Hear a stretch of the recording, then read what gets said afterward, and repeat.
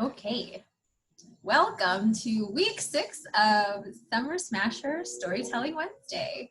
We have a special guest today, Darren Berkovitz. He is an innovator in residence mentor. Hey, Jingwen, at the garage. And he also is a USC Marshall School alum. And so I won't speak to all of your bio right now. I'll let you intro yourself, but we're really lucky to have him. The teams love his advice. He's very, very good at being strategic because he's lived the life. So he knows exactly what it means to be a startup under pressure. And if you read the Telesign case study, you would know that very well because you guys were really gritty out there. Anyways, I'll let you take it away, Darren. Yeah. Yeah, we had a, oops. Can you hear me? Sorry, it was just looked like it was cutting out for a second. I hear you. Oh, perfect. Well, thank you for the introduction, RC, and very nice to meet everyone on this new world Zoom meetings. It's unfortunate, we can't all be together doing this. I do a lot of speaking, especially on campus, mostly in the Marshall School. If any of you guys know Professor Tommy Knapp, who actually wrote the case study on Telesign to his class. I think what would be helpful for me, RC kind of walk me through who you guys are and what you're looking for. And I have a sense of, I think, some topics that I think would be interesting, but it would be helpful for me to understand also what's on your guys' mind. I put together the subject of entrepreneurial psychology. I think it's really interesting. I was looking at the topics that everyone's been speaking about, and they're all very important and very relevant and tactical. But I think so much of entrepreneurship is psychological. And I think that's oftentimes a big piece that's overlooked, right? Like, why do people oh, there we go. Yeah. So, hold on. Do I have myself muted? No, I don't. So we submitted this thought exercise out just to get a gauge on what students were thinking in terms of what the psychological traits that are necessary to be or essential to be an entrepreneur. And so this is what we came up with as a group. Oh, awesome. And so obviously, like, word cloud style is, the bigger it is, the more frequent it was said. And then, the smaller ones are like one-offs. So, I mean, I across the board, I think like I would see a lot about persistence and like being able to overcome, challenges, determined, this kind of like constant chipping away at something seemed to be a trend. But then there were also some softer skills like empathetic or responsible or like careful, which like maybe is not actually a skill set that you see out there in the entrepreneurial world as often, or maybe it is. So yeah, but this is basically what the students came up with. This is awesome. Yeah, this is really, really cool. And it's amazing to see all of these like in one place. I like the way of visualizing that. Well, Yeah. If it would be helpful, I'll give everyone kind of an overview of my journey and then talk a little bit about the psychological side. And I'll talk a little bit about the case for some of you that have read that. And then, like I said, I would love to make this as interactive as possible. So feel free, I guess, can people raise their hands, RC, or send in questions? Yeah, we use the chat function for questions. They can also just open up their video and ask questions. It's a shy group, so you might get some crickets, but if we wait long enough, we'll get them talking. I'll just be silent until I get questions, make it really awkward. No. Well, again, I'll kind of walk you all through my background. So like you, I went to USC much longer ago than you guys. Actually, I was talking about this with a friend the other day. My first semester registering for classes at USC, I actually did it over the phone. Before you could register for classes online. Very interesting how the world has changed. And I studied business. I always knew that I wanted to be an entrepreneur and start a business. And I took AP Computer Science in high school. So I actually admire all of you engineers. I did well on the computer science test, but I knew career-wise it just wasn't for me. It was just much harder. It didn't come naturally to me. But I figured if I knew enough about technology and coding, and I learned about business, that I would be able to have the skills necessary to succeed. So I went to Marshall, which was an awesome experience for me. Um, very Met some really great people, had great professors. It was just all around a great experience.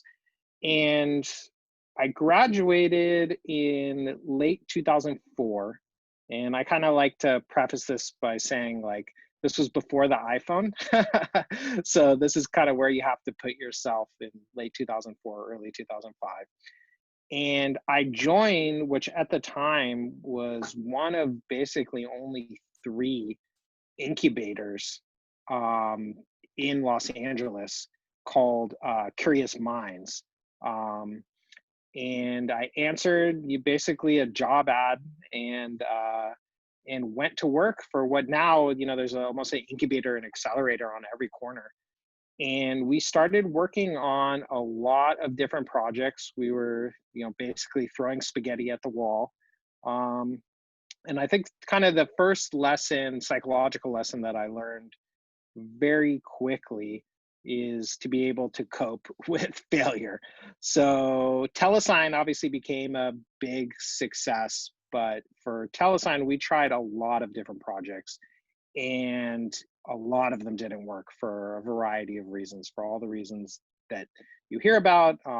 No product market fit, bad marketing, too early. And it was really hard. You get a lesson in try putting in not having your effort match the results. And to give you a sense too, I was living at home. I was watching my friends and people who I went with at USC get really nice, great jobs, high paying jobs. And I was this kind of crazy guy working at this incubator. And Telesign in the early days started out of the problem actually of an internet backgammon company that was getting a lot of fraud. So basically users would go on, and it was backgammon for money. So if I don't know if any of you have played backgammon or familiar with backgammon, but actually overseas, backgammon is one of the most popular games. And backgammon for money, people were basically using stolen credit cards and doing all kinds of really bad stuff. And we had the idea basically to send a voice call or a text message to a user to verify them. So it basically, if they're going to defraud the website, they at least have to leave a traceable piece of information like a phone number, and actually verify that number. So kind of what you all take for granted today, where you get a text message on your iPhone and you enter it back in, that in 2005 was not really done. And we launched it, and all of a sudden it cut down the fraud by like 99%, almost all of it instantaneous. And we said, okay, we may have a business here, right? And from there, it was a lot of exactly what you'd expect with entrepreneurship and starting a business, a lot of trial and error. The goals from there were to try and repeat, what we were able to do with that case on a broader basis. And I think this is another lesson I wanted to highlight. So we started the business in early 2005. And for about 3.5 years, we really struggled. So I think this is kind of, again, going back to the topic of psychology. One of the misconceptions I think with entrepreneurship is you are able to instantly have success. So you launch a business, you work on it for a few months, and then all of a sudden you get clients and everything kind of works out. In practicality, that's usually 99 out of 100 times not how it works. It's oftentimes much slower, and you have to put in a lot of effort before you start to see the results. So psychologically, to be able to handle that, right, where you keep working and working and working, and then you're not seeing results, but you know that you have to keep working. So 2008, we signed our first huge client, and that was a large online classified site here in the US. And that's when we really had our like big break. So we went from signing them to billing about $5,000 a month, then $10,000 a month, and then $20,000 a month, all the way up to almost $200,000 a month. And we became their largest vendor really quickly within a piece of 6 months. And that's probably, people ask me like, when did you know like that Telesign was, had a real shot to make it? That was like the real first inkling that a company was willing to pay us almost $200,000 a month to solve a real problem for them, right? Like someone's only going to pay you $200,000 a month to solve a problem if it really solves it and it's a really important problem to them. So we, in 2008, were really buoyed by that, and then started to try and repeat that. So we basically did like most scrappy entrepreneurs. We sent out a lot of emails. Oftentimes I advise a lot of entrepreneurs on marketing and sales and what do you do? And I always go back to sending cold emails and reaching out to people. That's mostly how we got our initial set of clients. And then from there, we got a few more large clients and a few more large clients. And then it started to build on each other. And then for those of you that read the case, saw that in 2010, our big decision point was around whether or not to bring in an outside CEO. So we had gotten the business to a point where it was doing really well. We were getting a lot of clients, but we were actually having scale problems. So good problems, but problems nonetheless. We were, the servers were crashing. We're having a hard time keeping up with demand. We owed our vendors money before our clients paid us.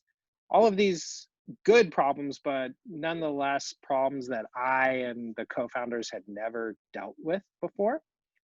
So kind of back to the original point, and again, for those of you who have read the case, you can read about how we debated it and the pros and the cons of bringing in an outside CEO. But I think a big piece for us was recognizing what you're good at and what you're not good at, and what your expertise and where your expertise is and where it's not, what you can learn and what there might be too much of a learning curve to do that. So we actually did decide to bring in an external CEO. And from 2010 to 2017, when we sold the business, he was the CEO. So oftentimes, and I debate this oftentimes with people saying, "Oh, what would have happened if the founders would have stayed in charge? What would have happened to Telesign?" And I don't know. It was a very interesting ride, learning from a professional CEO and how they approach things. And I think, again, to bring it back to the topic of psychology,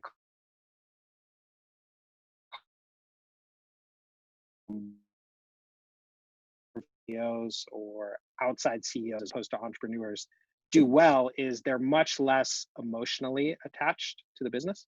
So one of the things, of course, being a founder, an entrepreneur yourself, is it's your baby. You're very attached to it. And sometimes, especially in business, it's important to look at things really objectively. And I think realizing that you may be biased because it's your baby is something very important um, to think about. Um, so we made the decision to hire the outside CEO, and over the next 7 years, there was a lot of ups, some downs. We raised a total of $70 million in funding, which we could do a whole Zoom session on raising money, as I'm sure some people challenges guys yourselves. It's hard to raise money and run your business at the same time. It's kind of a paradox. Is that raising money is basically a full-time job. So um, that's again something to think about if you're thinking about being an entrepreneur, and especially if you're thinking about raising money. It's never easy, and it always takes more time than you probably expect. And we expanded quite a bit over those years. So we opened offices internationally. We opened offices here in the US. And I got to see, I think back to the topic about psychology, about the psychological characteristics that are important for early stage startups versus call it mid stage to late stage startups. So when found you are the ones, the kind of jack of all trades, the people that are willing to do anything, to work crazy long hours, that almost keep working even in the face of just not a lot of validation from external sources. And there becomes a time, I found it around 70 employees, where you need people with the ability to live in a more regimented system, to understand and put into place rules, processes, procedures. And there's kind of a necessary tension there between the people that are early stage and later stage. And I saw this play out a number of different times. And it was a very interesting things. And I think it's something to think about for yourselves and for the companies that you're thinking about joining or starting. Is this person may be really well suited for a particular company at a certain stage, and then they might not be. And that was really hard, especially for people that have really added a lot of value and were tremendously believed in the company, to see that for no fault of their own, it was just not a good psychological fit, just a good fit anymore for where the company was. So I got to see that journey, and it was something that was really interesting, and I think something for you all to think about. Again, whether you're thinking about starting your own company or joining a company. And then through those ups and downs, from 2010 to 2017, we grew the company quite a bit. So we grew from a handful, 2 dozen people in 2010 to almost 350 people in 2017, and grew the company from a few $1 million in revenue to, when we sold it in 2017, over $100 million in revenue. So I got to see kind of all of the all of the issues and challenges that kind of come with growing a company. And then in 2017, we sold Telesign, which was really great. All the people, I like to say, it was a 12-year overnight success. All the employees and all the investors and all the people that believed in us, got the exit, which was really important. And, I think looking back on it, I've done a lot of reflecting, and the reason I wanted to talk about this topic is it pretty much is the most important topic, whether you're going to start a business or go work for a business or be a student or whatever you're going to do with your life, is the psychological part of it. And I often ask people, and this is kind of the same thing for companies and people. I ask people, like, the most important question is why. Why do you want to do this? Why? Like, especially for entrepreneurs, you could say, okay, you want to, like, sacrifice, a good paying job, um, and to have a lot of stress, to live in an ambiguous environment, to, have all of these things. Like, why do you want to do it? And really, beyond just like the surface BS answers, and really understanding why you want to do something. So I'd encourage all of you to, like, think about that. That's always, to me, everything else is tactics, right? Like, to sales, marketing, engineering, those are processes and procedures that can be learned. But I think the question of why are you doing something, um, I found, is the biggest predictor, at least for entrepreneurs, of success that I've seen.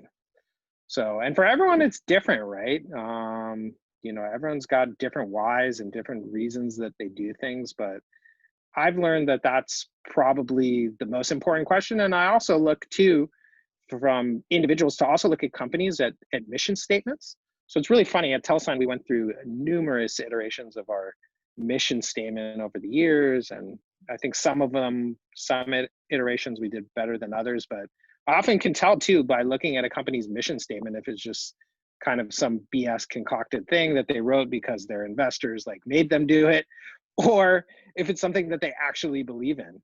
So it's actually funny. I tell people this, but I really think it's true. And I have a pretty good record. Usually I can tell within 5 minutes of meeting someone, an entrepreneur, if they're going to make it or not.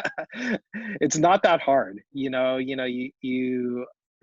could spend hours and hours in pitch meetings and understanding the product in depth, and all of that stuff is really important. But especially from my experience, honestly, it all comes down to the psychology. As crazy as that sounds, like, the other pieces. RC, are you raising your hand? I have a question. I see you. Yes, Because of course. you were just talking about how, like, why, and being, like, naturally interested, and I recognized that out of, like, so for instance, one other of the co-founders of Telesign was just, like, did not like her waitressing job. She was tired of, like, doing what she was doing and kind of wanted to do something different. But your answer said that even as a kid, you wanted to start your own business, that you thought it was, like, in your DNA. So can you, how do you know that, what is it that tells you that it's wanting to have your own business? Like, what is that? Like, what as a child was helping you to push you in that direction? Like, maybe expand on. Good question. I think, I think for me, so my dad is a lawyer, and I got to see that side of things. And it's a very demanding, challenging job, but he also worked for himself. So I got to see the, like, good and the bad that come from that. And I think I just knew that even though I got to see the bad, and there was, a lot about being a lawyer that's very challenging. There's the fact of being your own boss, and being kind of, at least if you're going to make a mistake, you don't have anyone to blame but yourself, like, really resonated with me. And that, I think, probably from my childhood was the biggest piece, for me. And it's interesting, I think everyone's got that piece, right, from their childhood or how they grew up, of something that calls to them. And then what about the tech part of it? Because it goes on to say that you just loved tech, and so you knew you wanted to go into, like, a tech world. Like, what about tech made you interested? Yeah, I mean, I was just, ever since my parents bought my first computer, and, I'm old enough, we had dial-up modems, and I was messing with things, and I just loved it. It was just something that I knew I wanted to do. And then I had the dream, like I said, that to being a programmer. Like, I envy, the people who made it to Viterbi, to be able to do that, to get into, the top engineering school, and to be able to code that was tough for me. It was kind of like, I really wanted to do this, but it was just so much of a struggle. Like, I could do it, but it just, I would watch other people almost, it'd be easy for them, right? And I think that's when I knew, and this is kind of another good psychological lesson of being flexible is, I didn't pack in and say, I'm just giving up on my dream. I can't code, I'm never going to never going to be an engineer. Like, I found a way of doing it. So, but I think, yeah, the why is always the most important piece. And I think, yeah, for everyone, just to ask yourself, like, everything. Why are you here? Why are you on this Zoom call? Why are you at USC? Why why do you want to do this career? And even if you don't have an answer, at least you're asking the question. But you can tell pretty easily, especially with companies, and you all know it, right? Like, if you talk to someone and you can tell that they have passion in their voice and they love what they're doing, and then you talk to other people and you can tell they don't. I mean, it's pretty easy. So I wanted to also, because I keep going back to this article, there were some really interesting things that you guys did. It's kind of like the seedy underbelly of being a startup, where a lot of what you guys were doing was pretending like you were much bigger and later stage than you actually were. And by, practicing these like really strange tactics, like, either worked or didn't work. Like, can you tell us a little bit about that? Like, who was the brainchild? Why would you even do that? And what were some of the things you did, in case people didn't read the article? It's really, it's really funny because the world has changed so much, obviously, just even in the last 10 years. So you have to remember, when we started this company, being young was a disadvantage for us. So we would go into meetings and you could tell, like, they were just like, we don't want to do business with you guys. You guys are inexperienced. Like, where's the gray-haired man or woman here, right? Where's the adult in the room? Whereas now, honestly, it's almost the exact opposite. So that has changed. So I think for us, we were always trying to seem bigger, more established than we actually were. And the really hard thing for us was, because we were in security, everything is just so buttoned up, and people just don't want to take risks with security. So there's a phrase like, no one ever got fired for hiring IBM, right? Like, there's not an incentive to take risks and to try unproven vendors. So that was always really hard for us. So we tried everything. We had phone trees with all different kinds of departments, so it made it seem like we were busier or bigger. We had fake employees on LinkedIn. One year we got in the mail like some olive oil gift for Christmas to one of the fake employees. So we did everything. We would say, we're going to be in town for meetings, even though we didn't have meetings. We traveled, we stayed in really bad hotels, and we just kind of did what we need to do. I think it's less relevant in 2020 than it was when we did it.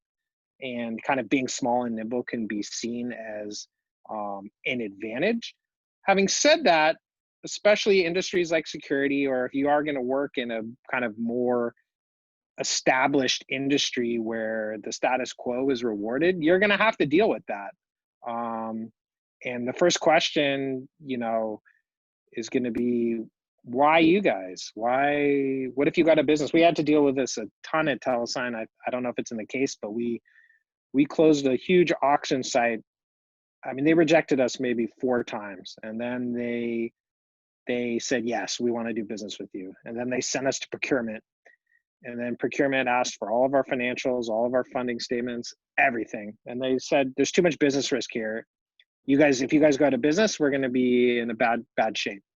And we offered actually to give them our source code, which is almost unheard of now, that, hey, if we got a business, you can have our source code, and you guys, there will be no disruption for you. And they wouldn't even do it. So it's important. I think it's still relevant today, but especially now, I would say, like, much less so. Yeah, a lot less tomfoolery, I guess. Yeah. Kind of, I mean, it can sound a little bit exciting, right? This idea that, like, I remember reading that one of the founders had, like, that phone tree kind of connected to his phone, and depending on what the phone number ID was, he would offer as if he would answer as if he was the head of that department. Yep. Yeah. And we had that was Ryan, who's actually, he's still the CEO of Telesign, and believe it or not, he was an intern at USC when he started. So like he was in class, walking out of class, taking calls, and you just kind of have to do what you have to do to put yourself in that position, you know, fake it till you make it, whatever you want to call it. There's a fine line, because obviously you don't want to come off as you know, saying something dishonest or misrepresenting yourself, but it's very hard to stand out. So you have to find ways how to do that. I feel like every startup founder has a funny story. One of these stories where it's hard to believe they would even do something like that. So I remember Catapower, Travis Williams, he's actually a professor in Dornsife, and he's a startup team in our associates program. He used to be a resident team. And he told me about how him and his co-founder had to like jump a fence and like go into some dumpsters to retrieve some like materials that they needed to do testing on, because the materials that they were testing would be relevant in their pitch to the company that they needed to get the stuff out of their dumpster for. Like, this man, he's like an adult, he has a child at home, like he's a professor and here he is like jumping in dumpsters with his co-founder. It's just kind of funny stuff like that all the time for startups. We have a ton of those stories. This was, again, kind of before AWS, where you could just host everything. We were actually hosting all of our servers we called it our server room, but it was our kitchen. And it turns out the building was going to have a power outage one night. So we had to like basically try and talk to them, get them to not have the power outage, go to Office Depot, try and get backup power. That, you know, all of these stories that you're looking back on are a little bit crazy. So I wanted to spend some time before we get too late, just discussing how, you know, you're a Marshall alum, and all the students here in the Summer Smasher program this year are all from Viterbi. And I wanted to mention this to all of you as students, that it's constantly like on the minds of program directors and people who are, you know, doing grand challenges or competitions in entrepreneur and innovation, you know, in that area, how we can better get you guys and students from Marshall to just like get together, interact with each other, because it's kind of like a match made in heaven when it comes to building out a business. And since we have someone from Marshall here on the call, I was wondering if you have like any, like, it's been a while since you were there, but like, yes, no, how can these students better connect with Marshall students? What are you guys doing? Where are you? It's so funny, because at Marshall, they're having the exact same problem trying to connect with engineering students. So, and RC knows this, there's a ton of entrepreneurs, I mean, even at the garage, that are looking for technical talent. And oftentimes when someone comes to me and says, hey, I need a technical co-founder, or I need someone to build me something, you know, I kind of walk them through the ways that I would say, you know, how do you find someone technical to work with? Usually the best people come from referrals, you know, who can you ask in your network? But one of the first things I say is, like, if you've been to Viterbi, like, you know, you got to go meet as many people as you possible. I mean, you have one of the best engineering schools in the world right here. Like, that person you want to meet is probably at Viterbi right now. So I think on the flip side, like, I would say, number one, go to the Marshall, the Greif Center is the entrepreneur school at Marshall. They have no shortage of events. Like, they have, I know now with COVID, there's probably not a ton, but when they do, just go to events, meet people, come to places like the garage. You know, the Greif Center also has you know, accelerator. They have an investment arm, just things like that. You just have to put yourself out there. I think another thing I always found a lot of success with is emailing professors. You know, just go on the Marshall website, find some professors that look like they may have students who would be relevant to you, and email them. They're probably going to respond, especially coming from a USC email address. So there's no magic thing, but I would encourage all of you. There are plenty of really smart, capable, driven people in Marshall looking for co-founders or engineering talent. And I think kind of back to this topic is realizing what you're good at and what you're not. And I think one of the red flags, not to say red flags, but one of the really hard things to do is be a solo founder. Just because it's not possible to have all of the psychological and technical traits necessary to succeed. So I was fortunate. We had three or three founders at Telesign. One was very technical, but usually kind of the archetype is you have the technical co-founder and then you have more of the business sales kind of person. And even if you or your co-founder don't fit exactly into that, because obviously who fits exactly into an archetype, it's important to realize like what you're good at and what you're not good at. And for the ones that you're not good at, like you better find someone who's can complement you. And I think again, like in the Marshall School, there are plenty of people that have really great skills when it comes to business, sales, marketing, business development. And they are looking, believe me, they are looking for you. So even, even emailing people, posting on LinkedIn, like you'll get connected. And I think you're fortunate because someone that comes from the outside of USC is much harder. I mean, it's extremely hard just to kind of knock on the front door. But because you guys are already in Viterbi, if I were you, I would ask your professors and I would ask Marshall professors and say, who's your best student? Like, who should I talk to? And they're all going to have one or two, right? Like, and they'll know them and hopefully they can introduce you. That's great advice. Yeah, I mean, I think events is the obvious thing, right? It's like, that's true for anything. If you want to create more, diversity, gender diversity or cultural diversity in a group, they always say like, go to the gender specific events, go to diverse events, like it's like essentially as much work as you put into it, however much you're exposing yourself and doing kind of like in-person like groundwork, then chances are you'll end up finding what it is you're looking for. Yeah, and I think the other piece of that is kind of like, realizing that it takes time and like, you're going to meet a lot of people that you don't vibe with and that it's not a good fit. And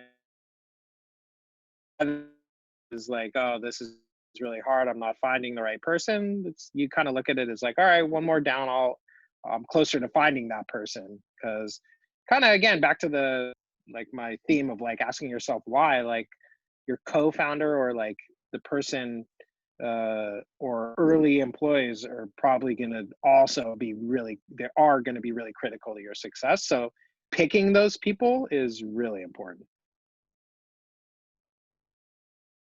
Sorry, I was muted.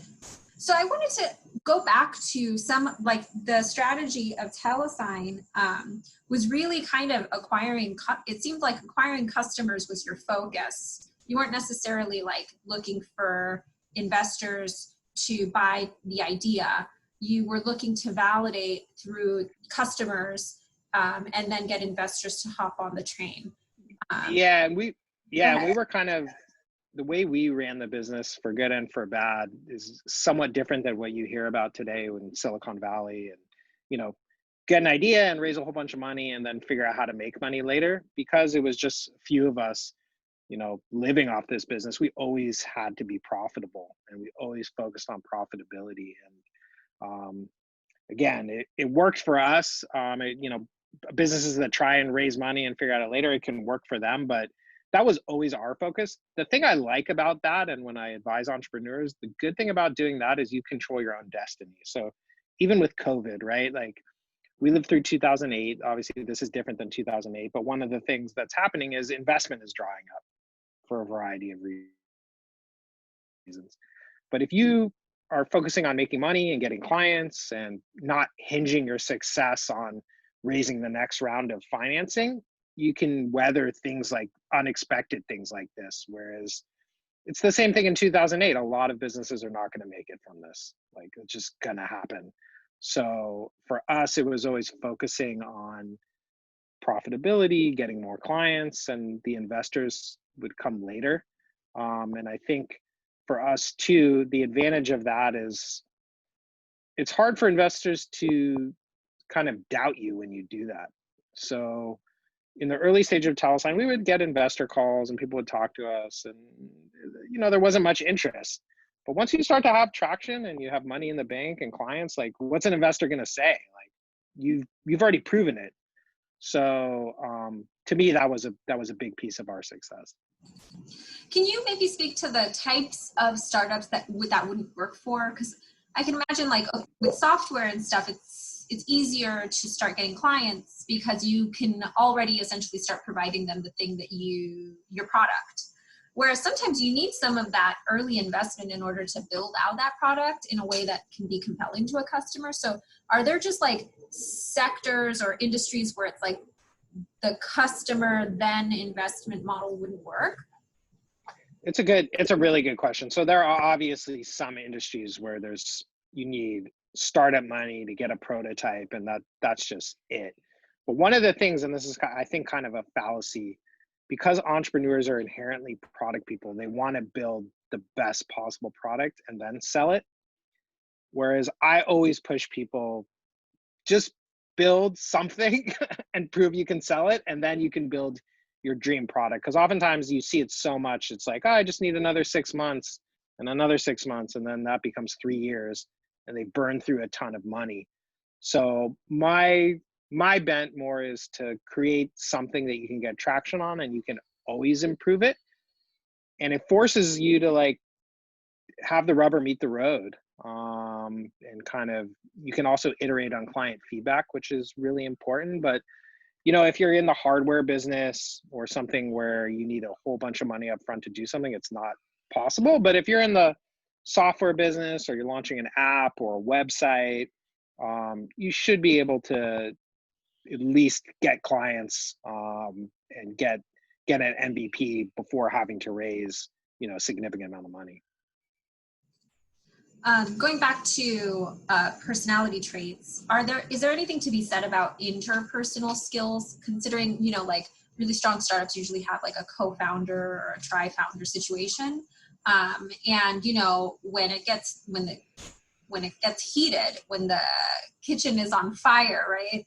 And everyone still has to cook, like, what are some skills that are really necessary? Or can you kind of come in and be, however, I mean, what kind of interpersonal skills are necessary? Yeah, for me, from my experience, it was, the biggest thing is trust. So as you said, like, when things are on fire and people are getting heated and saying things and all of that, as long as you have trust that everyone's got the best business, best interests at heart, that, I think, is the big piece.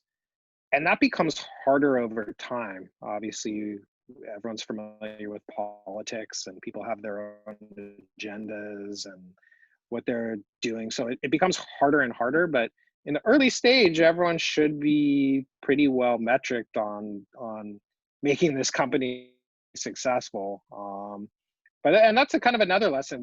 I like to say, like, we learned all of these lessons the hard way. We hired the wrong people, we made bad decisions. Like, you're gonna do that. And you just have to try and move on as quickly as possible. I think one of the areas that's no one's really disrupted is the whole hiring and interview process. It's, mostly BS. People give references that are their friends. It's very hard. And on paper, they look amazing. And then they do great, and then 3 months in, they kind of, quote, turn into a different person. It happens all the time. And realizing that things like that are going to happen, and there's nothing you can do to prevent that. You just have to move on and try and find people that are a better fit. I want to open up the opportunity for our students to ask some questions.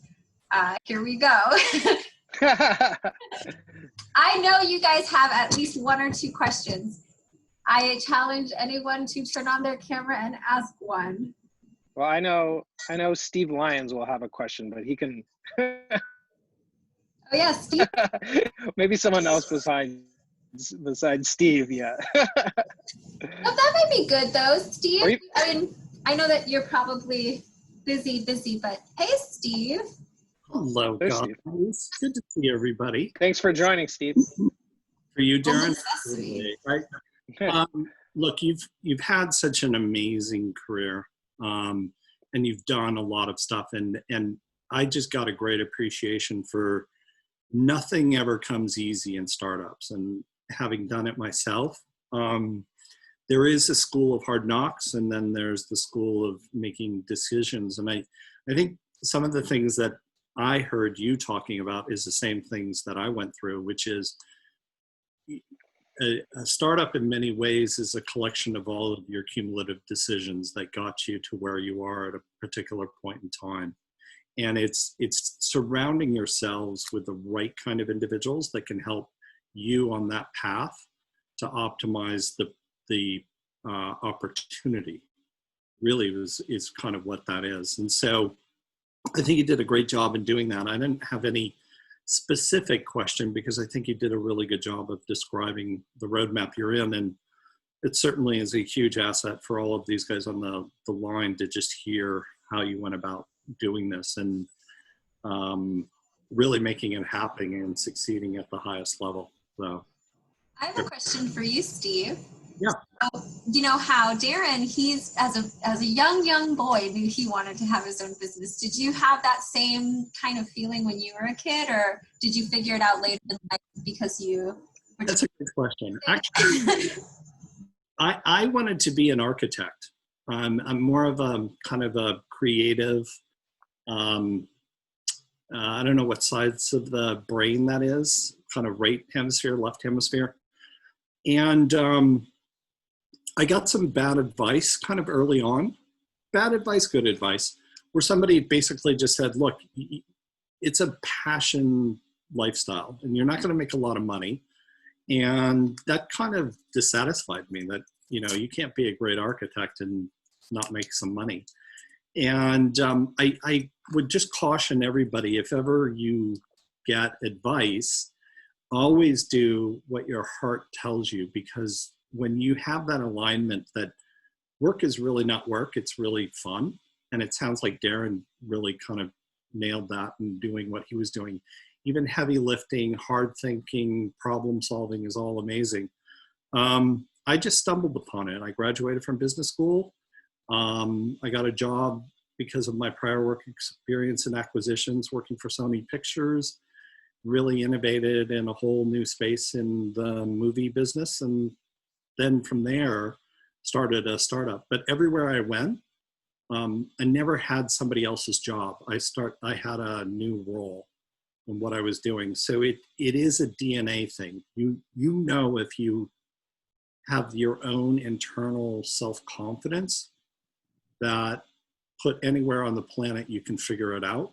And that's in my mind where the heart of an entrepreneur is really problem solving and really getting after it. I don't know, Darren, your thoughts? Yeah, and I totally agree. Being able to deal with ambiguity, being able, I like to say like entrepreneur is just the successful one is just the last one to give up. Just because, like there's so many, I think I talked about it. I think the biggest lesson is being able to continue to power forward and work really hard in the face of, no external validation, to be totally internally validated, at least until you start to get external validation. That's a very hard skill. I mean, everyone likes to be validated, right? Everyone likes to be told you're doing a great job and things are working, but especially early stage startups, you don't get much of that. I'll just add one more item. I'm going to jump off this, but communication is really key to everything. You really need to be able to communicate well with others and encourage others to see what your passion is and have them also support you in what you're trying to do. And it really comes from, you guys were on the call with the Lead Miles. I mean, there is no better communicator on the planet than that guy. and really being able to, if you go into this domain of startups, do your best to really kind of nail what it is to communicate with people and also lead individuals. And it's always about communication. And it's a critically important piece of the puzzle, because a lot of times, even what Darren was describing today, he was innovating in a world that he was discovering himself. So you have to have the confidence of others that even if you don't know it, they find you compassionate enough to help you in there, because your ability to communicate what you know and what you don't know, and that you're passionate about doing something and being successful. So my 2 cents. Steve? Thanks, Steve. Okay, any other questions from the group? Nothing. Even if you don't have a question, just even thoughts. That's true. Does anyone here want to share, if they are interested in becoming an entrepreneur, why? What makes them interested? What powers them? Ask a stupid question. There's no such thing, apparently. So, like, how does that change your life when you like sold your company, and how you quickly position yourself into a new like position and then where you are? Because I found a lot of founders, when they sold their company or their company went to IPO, and they kind of shifting a lot of jobs after that. Yeah, just my general question: how does that change your life? Yeah, it's a good question. I mean, we had worked so long and hard, and even the acquisition process was a long thing. Let me think about this. In some ways it changes your life, but in some ways it doesn't. So I think one of the really interesting things, and you hear this all the time, is people that retire and then on like the really bad side, like 6 months later they have a heart attack, or they're just miserable. You always have to be working on the next thing. So as this is, I think, again, the psychological trait of being like process oriented rather than like goal oriented. But yes, it's amazing to work towards goals and to sell a company and to do all of those things. But if you're always working towards that, like, you achieve it, and then, you're kind of happy for a little while, and then you're not. Whereas if you focus more on the process and like enjoying the process, and this is hard, right? Like this is hard for everyone to like actually do this. But yeah, I mean, for me, the selling of the company was a great milestone. And I think one of the reasons I was really happy about selling it too was the world since 2005 has changed quite a bit, in the fact that your fortunes can change really quickly for good or for bad. So actually one of the debates we had around when selling the company was, like anything, do you hold on, you try and shrug it out for a year or two, hoping that you get more money, that it'll be worth more. But on the flip side, and you're seeing this now with coronavirus, or you see it with WeWork or so many of these things, that you've succeeded and then all of a sudden something external happens or a competitor comes and you can lose everything. So it's very, I think, important to realize, when is it time to move on? The song, the Kenny Rogers song, know when to hold them and know when to fold them. Like that's a really important, I think, piece of the journey. Yep. But good question. Thank you. Yep. There's another question in the chat. What would the advantage of an engineer who knows the technical and business side of a company, like a person who's not a super technical genius, but also knows the business side of the company? Is there an advantage of kind of maybe being a little bit? Yes. So I that's a great question. And actually the most dangerous person in a good way is an engineer, meaning someone with an engineering degree who can code, who also has business skills. So I'm more on the flip side. I have business skills that like I understand a little bit, and like you can't BS me totally with the engineering. Like I kind of know how much things should cost and how long they should take and how things work. But an actual engineer who also knows the business side is the best combination that you can have. I mean, if you can do that, you are about 99.9% ahead of everyone else, and you could almost, I think, succeed at anything that you do. But it's extremely rare. It's extremely rare to find someone with both of those skills. So I think for all of you, especially, you know, it sounds like you all have the engineering side. Pat, like, you know, you work on the business side, and sharpen your sword on the business side of things, because it's just as important. Great question, Vince. All right, well, we're about 3 minutes before I definitely have to stop this call. So I want to spend at least a few minutes thanking you for your time, Darren. I know you're a busy guy. Of course. And also speaking about having children at home, I know you have. Yeah. Yeah, I have 2. Yeah.